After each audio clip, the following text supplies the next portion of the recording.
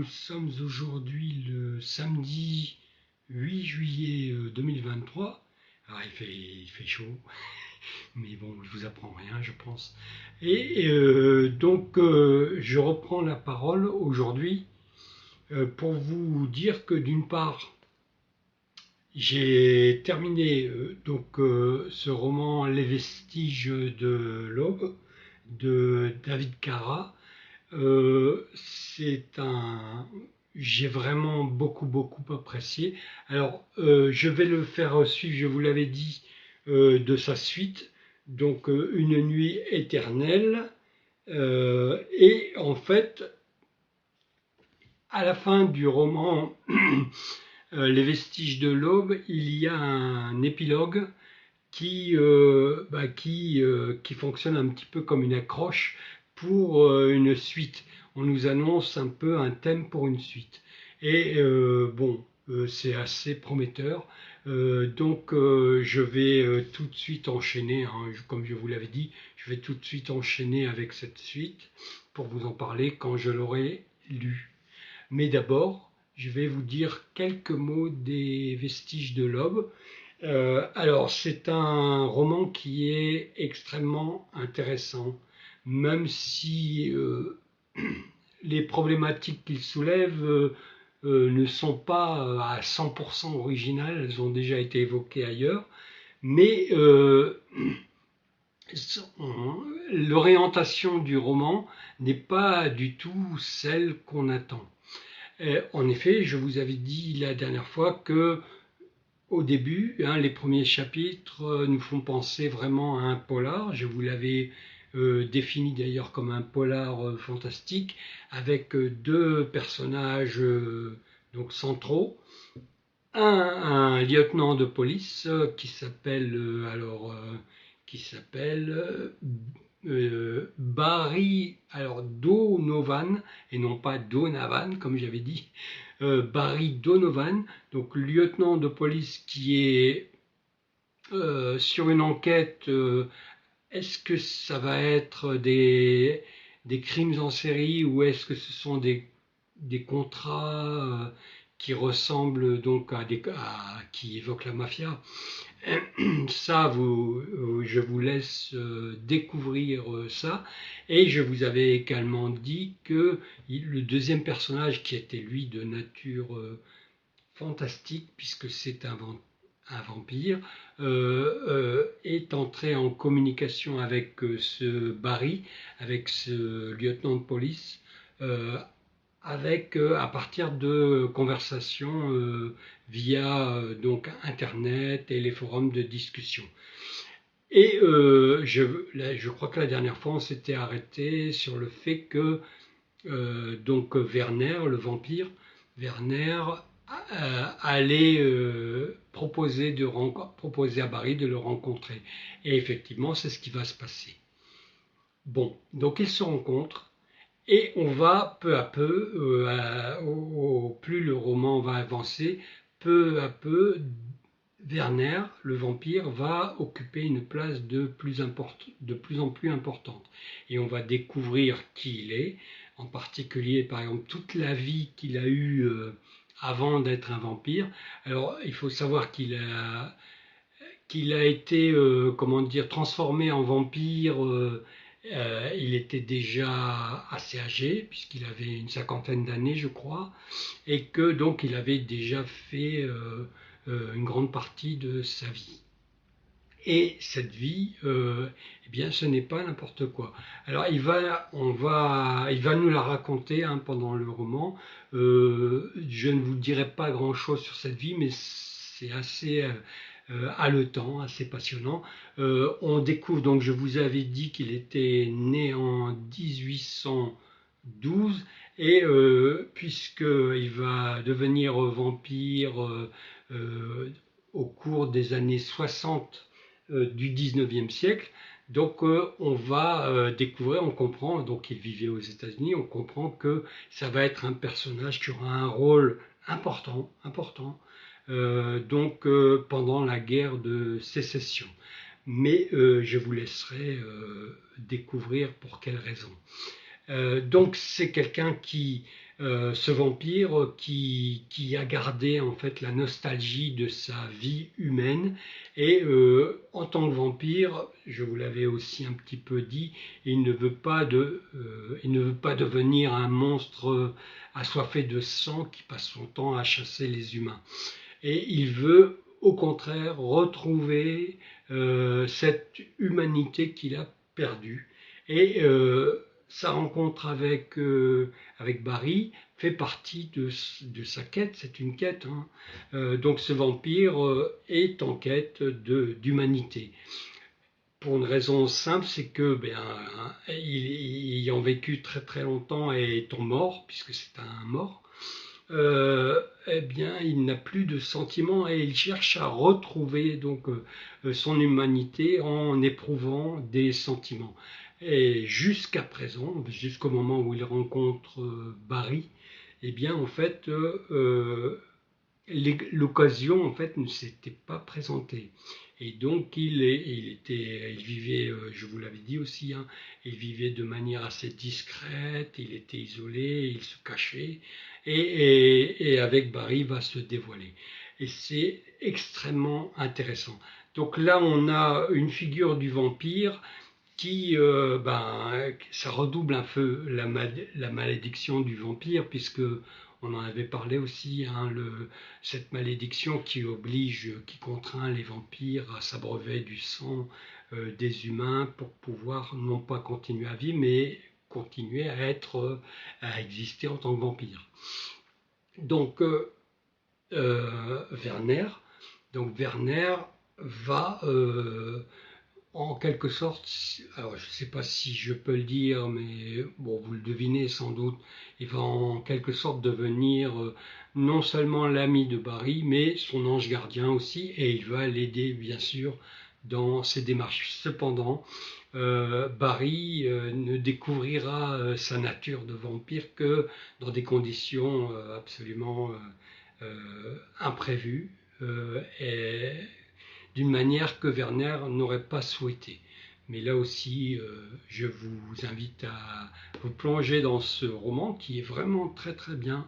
Hein, vraiment, j'ai pris beaucoup de plaisir à lire cette histoire et je la trouve assez intéressante, d'autant plus que c'est vrai que la figure du vampire, bon, qui est une figure emblématique du monstre, eh bien, est rarement, même si on en trouve quand même un certain nombre de manifestations, est rarement préoccupé de redevenir humain. Voilà, donc je vais enchaîner hein, tout de suite. Là, je n'ai pas encore commencé, mais je vais enchaîner donc avec la suite. D'autant plus, comme je vous le disais, que l'épilogue de ce roman eh bien, donne vraiment envie de connaître la suite. Voilà. Alors, je peux peut-être vous donner une indication sur le lien entre les deux. Donc, on va avoir une histoire alors je dirais pas d'anneau, mais plutôt de chevalière. Chevalière familiale, hein, une sorte de grosse bague dont a hérité Werner. Et cette chevalière, donc dans l'épilogue qui va lancer la suite, cette chevalière va devenir un enjeu important il semble en tout cas, hein, c'est pas, je ne sais pas, je ne l'ai même pas encore ouvert, va devenir un enjeu important de la suite. Et là aussi, je vous invite à découvrir pourquoi. Bon, voilà, pour ce qui est des vestiges de l'aube. Autre chose, il y a quelques jours est sorti, alors vous savez peut-être que bon, je collectionne les Junji Ito là, qui sortent en français, et il y en a un qui est sorti il y a quelques jours, donc c'est celui-ci, Fragment d'horreur. Et donc je vous avais dit que je préparais également un update FM autour de romans d'épouvante. J'ai pas envie de dire horreur, mais plutôt épouvante. Euh, et Donc c'est quelque chose que je fais régulièrement.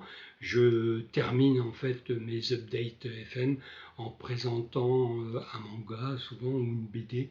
Et donc je vais en profiter avant de terminer cet update FM pour lire donc alors je dirais pas ce nouveau Junji Ito, nouveau en France parce que il a fallu un certain temps avant qu'il soit traduit, mais en fait si l'on regarde, donc c'est composé hein, d'histoires courtes, et si l'on regarde le sommaire, on a 8 nouvelles et la plus ancienne, donc il n'y en a qu'une, a été publiée au Japon en 2009 et les plus récentes, donc ce sont celles qui ont été publiées en 2014 et il y en a aussi quelques-unes de 2013. Donc ce n'est pas des nouveautés, simplement ce n'était pas publié en France. Alors je crois, je n'ai pas encore non plus regardé, mais je crois que toutes ne sont pas originales. Enfin, certaines ont dû être déjà publiées, 2 je pense, et donc il y en a 6 qui sont originales, qui n'avaient jamais été traduites en français. Et alors pour ce Junji Ito, donc ce manga, eh bien je vous retrouverai dans l'update FM puisque je le présenterai dans ce prochain update FM. Voilà, c'est tout pour aujourd'hui et je vous dis à très bientôt pour la suite du vlog et je vais aller me rafraîchir parce qu'il fait vraiment chaud. À bientôt.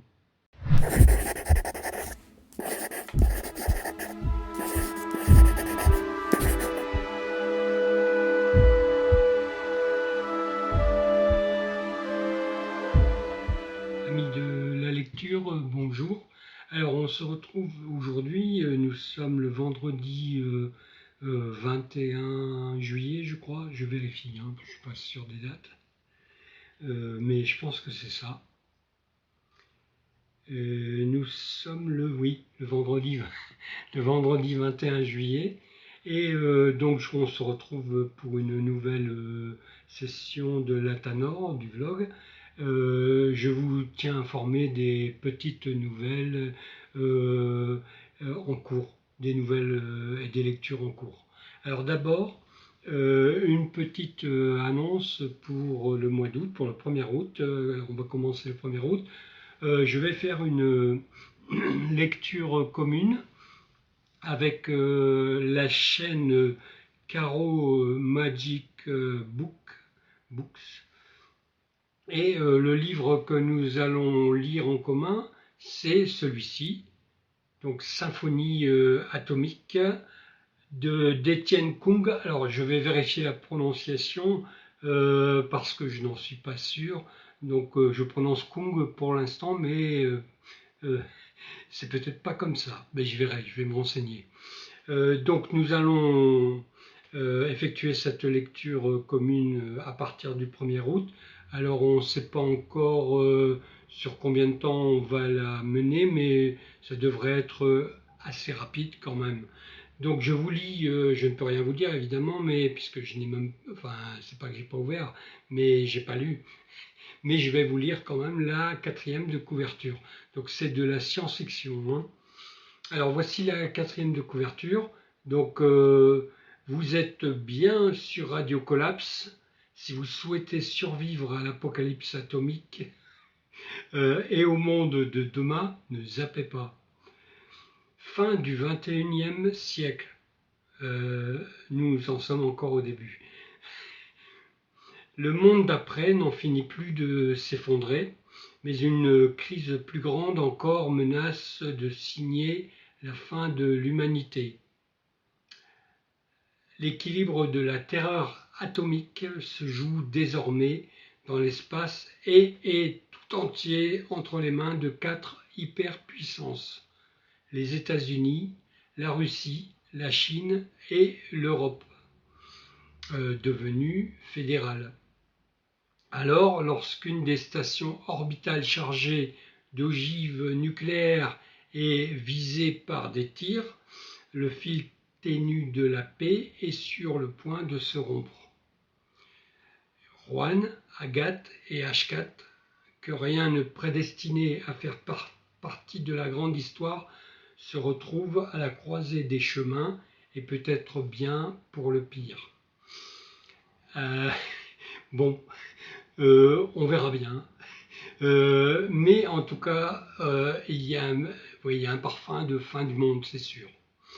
Donc je vous tiendrai informé de cette lecture commune et quand nous l'aurons effectuée, je vous mettrai également en lien dans l'onglet communauté, comme j'ai pris maintenant l'habitude de le faire. Je vous mettrai donc un lien vers la vidéo de Caro Magic Books.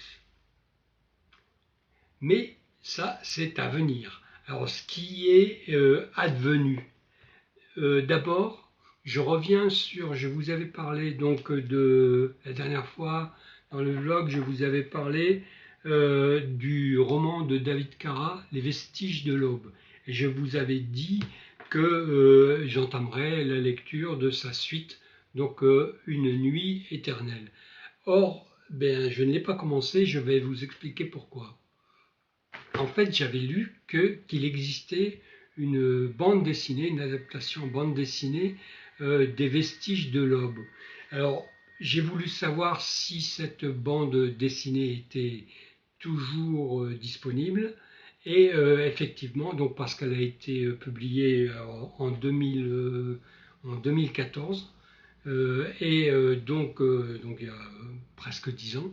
Donc il était possible que, on ne trouve plus chez l'éditeur cette bande dessinée. Et après m'être renseigné, oui, effectivement, elle y était toujours. Alors il faut dire que l'éditeur, c'est pas n'importe lequel, c'est un très très gros éditeur puisque c'est Dargaud et que le scénariste, pas l'auteur, mais l'auteur c'est David Cara, mais le scénariste de la BD, donc c'est Serge Letendre. Alors Serge Letendre, peut-être que vous le connaissez, non pas pour ça, mais pour une série de BD, une longue série de BD qui a commencé en 1983 et qui comporte, je crois, 11 volumes à ce jour et qui s'est donc terminé en 2022. Et c'est la quête de l'oiseau du temps. Donc Serge Letendre a scénarisé toute cette série. Alors j'ai donc comme j'ai su que cette BD, c'est l'adaptation des Vestiges de l'Aube, avait été adaptée en BD par et scénarisée et adaptée par Serge Letendre, qui au passage est aussi le préfacier des Vestiges de l'Aube. Donc j'ai voulu en savoir un peu plus et j'ai donc commandé et reçu cette BD qui est en 2 tomes. Donc voici le premier. Alors je vais essayer de pas... Voilà. Et le deuxième tome. Donc le premier qui s'intitule Mort en série et le deuxième qui s'intitule Le prix du sang. Je vais vous en dire 2 mots, mais je vais aller assez vite parce que d'une part, donc ayant lu le roman, et il se passe un peu la même chose que quand on a affaire à une adaptation au cinéma. Souvent, c'est moins réussi que le roman d'origine sur lequel le film s'appuie, puisqu'en fait, en adaptant, on appauvrit, on est obligé d'appauvrir en quelque sorte le contenu du texte. C'est ce qui se passe ici. Alors, je vais quand même vous montrer quelques images. Donc, la première chose que je souhaite vous dire là-dessus, c'est qu'on a là un format de BD classique, ancien. C'est le modèle avec comment on appelle ça, les 46 planches, 48 pages, je crois.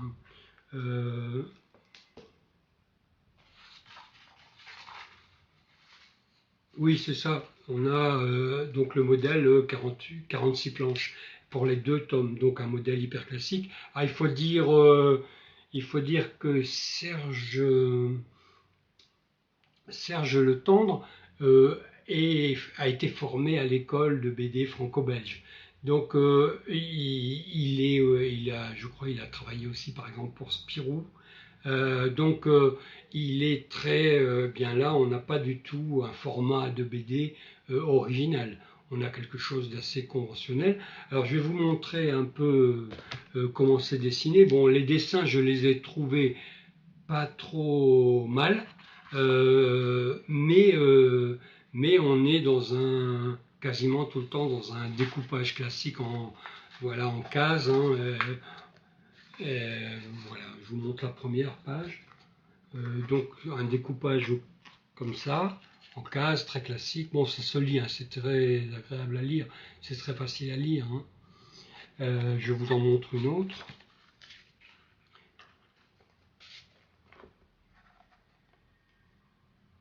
Voilà, donc, mais comme je vous le disais personnellement, hein, eh bien, par rapport au roman, c'est nettement, de mon point de vue, hein, c'est personnel, c'est nettement mieux de lire et d'imaginer que de regarder les images de la BD qui finalement, eh bien, du fait de son format et du fait de l'appauvrissement lié à la mise en image, quoi, hein, à la scénarisation du livre, eh bien on perd beaucoup de choses. Et en particulier, bon, j'en avais pas parlé parce que je voulais pas trop spoiler, donc en particulier par rapport à la relation qui se tisse entre le personnage de Donovan, Barry Donovan, qui est le lieutenant de police, et le vampire Werner von,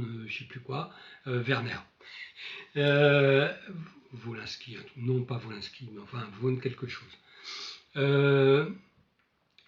Donc on a directement, en fait on nous dit directement, on apprend directement bon que si ces 2 personnages vont se rencontrer, vont nouer un lien d'amitié fort, c'est qu'ils ont, même si leur histoire est séparée par plus d'un siècle, hein, eh bien ils ont quelque chose en commun dans cette histoire. Et ils ont vécu tous les 2 un drame commun. Donc ça, on l'apprend dans le roman, évidemment, mais c'est amené progressivement. Alors que là, dans la BD, par exemple, c'est paf, voilà, c'est une information qui tombe brutalement.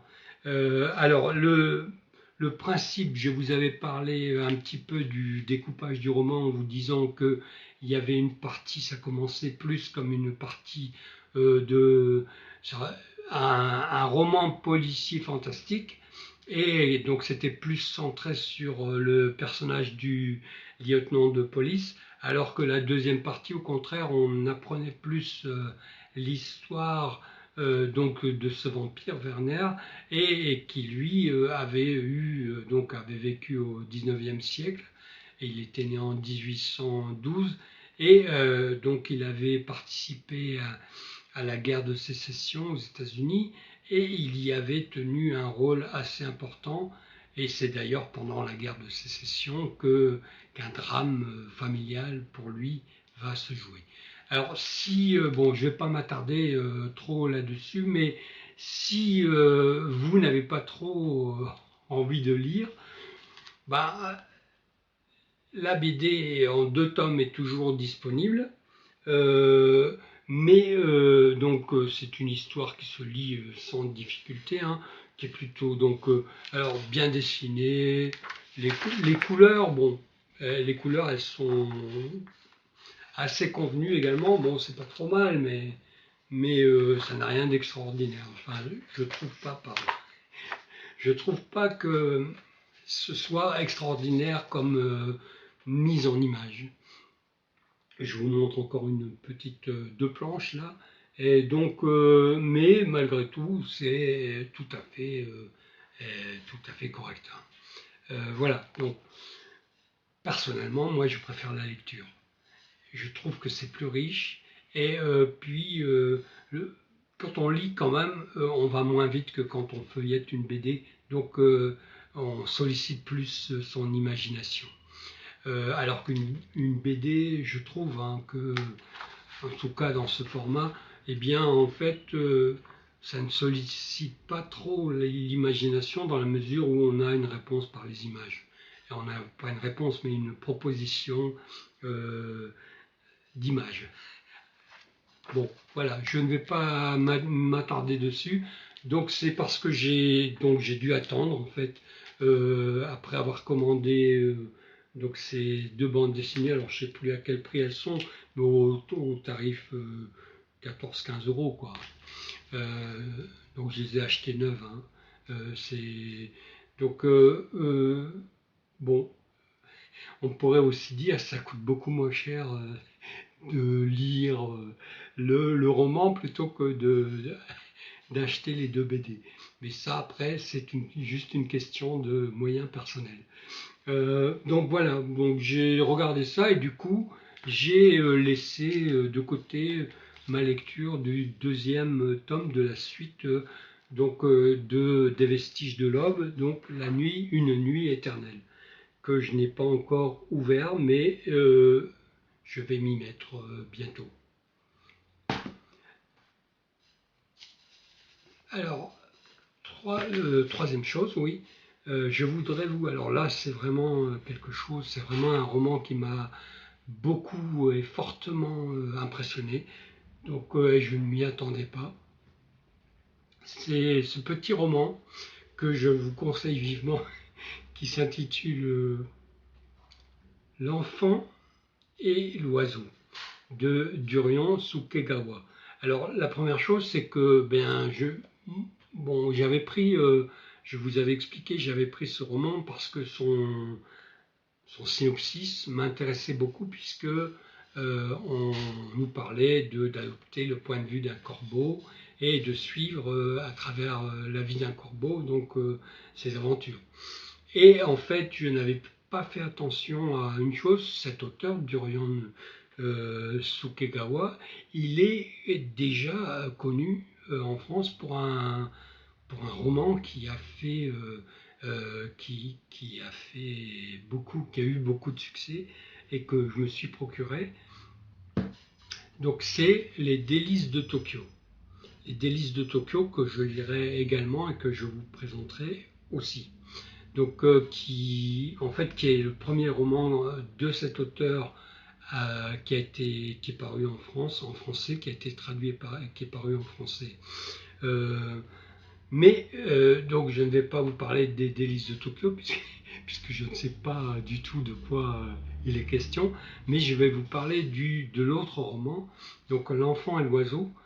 Alors il a également en français, on trouve de lui également un troisième roman qui s'intitule Le rêve de Ryosuke, que je n'ai pas, mais peut-être que me le procurerai aussi plus tard. Donc revenons à L'enfant et l'oiseau. Alors sur L'enfant et l'oiseau, j'ai pris quelques notes pour ne pas me tromper, sauf que là, je les avais posées devant mon nez et là, je ne sais plus. Ah oui, si je les range, évidemment. Donc, L'enfant et l'oiseau. Alors, je vous avais lu la quatrième de couverture, mais bon, je vous la relis vite fait. Johnson, donc, c'est l'oiseau, c'est un corbeau. Johnson, le seul survivant de sa fratrie. Donc, en fait, Johnson a deux frères. Et quand ils sont petits, donc dans le nid, il y a une tempête, je crois, qui va renverser le nid. Et ils vont, tous les trois oisillons vont tomber du nid. Et seul Johnson va s'en sortir, va survivre. Et à partir de là, donc, va commencer son histoire. Alors, je finis cette quatrième. Donc, à bout de force, le jeune corbeau est recueilli par Ritsuko, et donc qui est femme de ménage et mère célibataire, et qui décide de le ramener chez elle au mépris de l'interdiction d'héberger des animaux dans son immeuble. Bien lui en prend, car son fils adolescent, alors adolescent pas tout à fait, en fait il a 11 ans, il a 11 ans dans le récit, donc il est entre l'enfance et la préadolescence, quoi. Mais il est encore enfant plutôt qu'adolescent. Alors je termine, donc Yoichi se passionne pour l'oiseau qui l'entoure de mille soins. Un jour le gardien fait irruption chez eux et Johnson, que Yoichi avait caché sur le balcon, s'envole. C'est le début pour lui d'une longue errance. Il sait qu'il ne peut retourner auprès de son ami et doit affronter une ville hostile. Une rencontre va tout changer. Alors, donc on a 3 personnages principaux et donc on va suivre en fait, donc on a la mère Etsuko, on a son fils Yoichi et on a Johnson le corbeau. Et dans le récit, on va suivre en parallèle la vie à la fois de Johnson le corbeau et de Yoichi qui lui mène une vie d'enfant scolarisé. Et en fait, moi, j'avais noté que, je vais vous la lire carrément, hein, que je vous assure qu'en découvrant ce que chacun va vivre de son côté, eh bien, on a très envie qu'ils se retrouvent.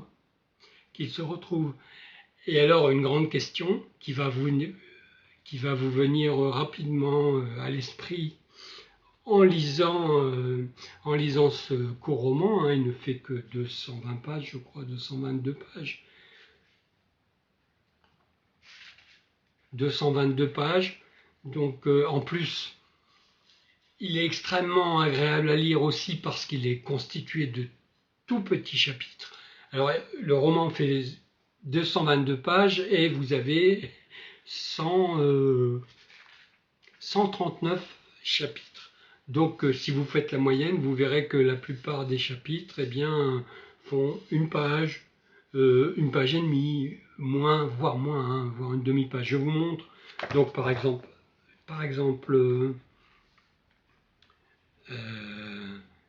voilà un long chapitre. Le chapitre 83, donc 1, 2 et quelques lignes, et on passe au 84. Donc je ne sais pas si vous voyez, donc 84, 83, et tout est comme ça.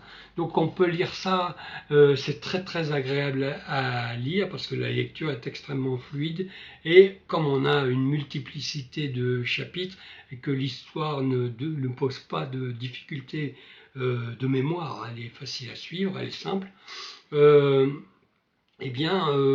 voilà, on a vraiment, même pour quelqu'un qui ne serait pas un lecteur un lecteur trop habitué à lire beaucoup, même si c'est un lecteur occasionnel, il n'y a aucun problème.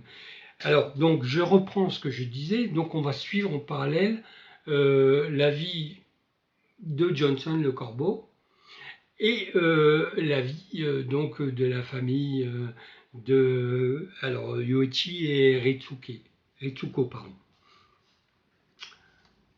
Et je peux vous garantir que ce qu'ils vont vivre, donc je vous le disais, on espère de plus en plus, pourvu qu'ils se retrouvent. On aimerait bien qu'ils se retrouvent. Alors évidemment, je ne vais pas vous dévoiler la fin. Se retrouvent-ils ou pas? À vous de le lire pour le savoir. Et en tout cas, nous, en tant que lecteurs, on a extrêmement envie qu'ils se retrouvent parce que en suivant la vie de chacun de son côté, on découvre que ils mènent tous deux une vie compliquée, difficile, avec des drames, hein, Bon, alors il n'est pas précisé que c'est un livre pour enfants. Toutefois, je pense que un enfant qui aurait l'âge à peu près de Yoichi, c'est-à-dire entre 10 et 12 ans par exemple, peut lire. Simplement, il faut savoir que bon, ce n'est pas du tout formaté pour un public d'enfants. Donc il y a des moments de la vie de ce corbeau ou de la vie de donc de Ritsuko ou de Yoichi qui sont très difficiles. Et l'auteur ne ménage pas en fait ces mots pour mettre en avant cette difficulté. Alors on apprend aussi beaucoup de choses sur le corbeau et sur cet oiseau donc qui est habituellement considéré comme un oiseau de malheur, le corbeau. Donc c'est d'ailleurs un peu l'image qu'il va véhiculer auprès de la population au cours du roman. Donc le corbeau, c'est un oiseau de malheur. Et on découvre justement en suivant sa vie, eh bien que pas du tout. Bon, alors j'ai noté que le roman était aussi donc qualifié de lyrique. Alors lyrique au sens où eh bien, le lyrisme c'est l'expression de sentiments forts. Le lyrisme c'est l'expression personnelle de sentiments forts. Donc et effectivement on a vraiment une dimension lyrique dans ce roman en particulier. En particulier on découvre ce qu'éprouve donc Johnson, qui, il faut le dire, hein, n'est pas non plus n'importe quel corbeau. C'est un corbeau, donc les corbeaux sont caractérisés par le fait qu'il parmi les oiseaux, ce sont probablement ceux qui ont le plus de mémoire. Donc Johnson a beaucoup de mémoire. Alors il ne parle pas comme on n'est quand même pas dans un conte. D'ailleurs, on nous le dit, hein, c'est pas un conte, c'est plutôt une fable sociale. C'est tout à fait ça, une fable sociale. Donc, quand Johnson est un vrai oiseau, il ne parle pas. Et cependant, en racontant sa vie, et en évoquant donc ses souvenirs, puisqu'il a une mémoire, j'ai envie de dire une mémoire d'éléphant pour un corbeau, il a une mémoire d'éléphant, mais c'est un corbeau. Et donc, avec ses souvenirs et avec ce qu'il vit, eh bien, on est très très sensibilisé en fait à ce qu'il pourrait éprouver si, par exemple, si nous étions, c'est comme un humain. Bon, alors on peut parler d'anthropomorphisme évidemment. Il est difficile de toute façon pour n'importe quel roman qui met au centre de sa narration un ou plusieurs animaux, il est difficile d'éviter l'anthropomorphisme puisque tout simplement nous ne pouvons pas nous faire abstraction de ce que nous sommes pour nous projeter de manière complètement neutre à l'intérieur enfin je dirais pas pensée, mais d'un esprit animal. On y va toujours avec quelque chose qui relève de l'humanité. Mais là, c'est vraiment intéressant, même si on intègre cette dimension anthropomorphique. Alors, bon, ce qui est vraiment bien, ce que vraiment j'ai trouvé bien, c'est que en fait, à travers justement j'ai envie de dire ces sentiments qu'éprouve le corbeau, eh bien justement, on apprend, on découvre, il y a un fort attachement à la manière dont naissent les sentiments.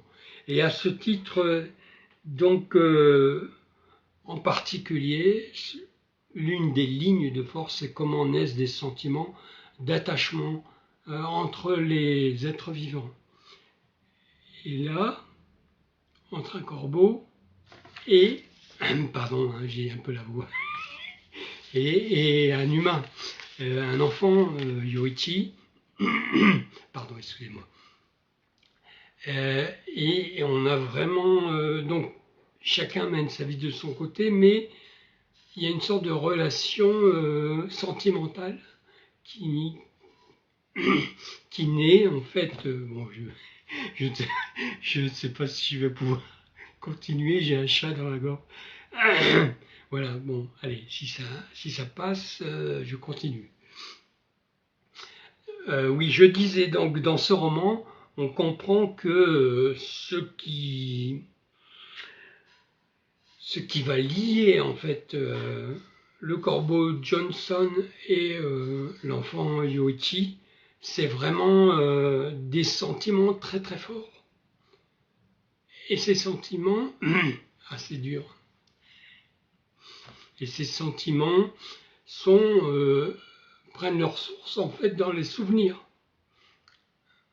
Bon, je continue ou j'attends que ça passe? Allez, je continue et je termine. Alors oui, voilà. Donc vraiment, je vous conseille fortement ce livre et n'hésitez pas à le faire lire aussi à des enfants à condition qu'ils sachent d'abord lire, évidemment, mais aussi quand même qu'ils ne soient pas trop petits. Hein, je vous disais entre 10 et 12 ans, parce qu'il y a quand même quelques scènes qui sont assez terribles.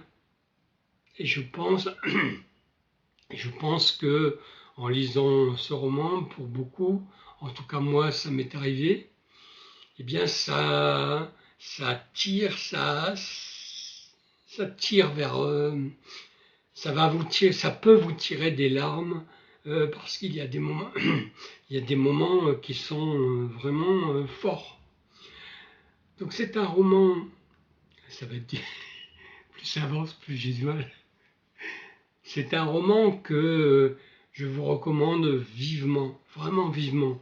Et bon, je ne sais pas ce qu'il en sera des délices de Tokyo, mais en tout cas, après avoir lu celui-là, évidemment, je me suis empressé, vraiment empressé d'acquérir celui-là, qui se trouve très facilement partout, hein. Bon, les trois d'ailleurs. Je vais m'arrêter, je suis désolé parce que j'ai vraiment ce chat dans la gorge qui me gêne pour parler. Alors j'espère que ce que j'ai pu en dire vous conviendra et je vous donne donc rendez-vous à bientôt.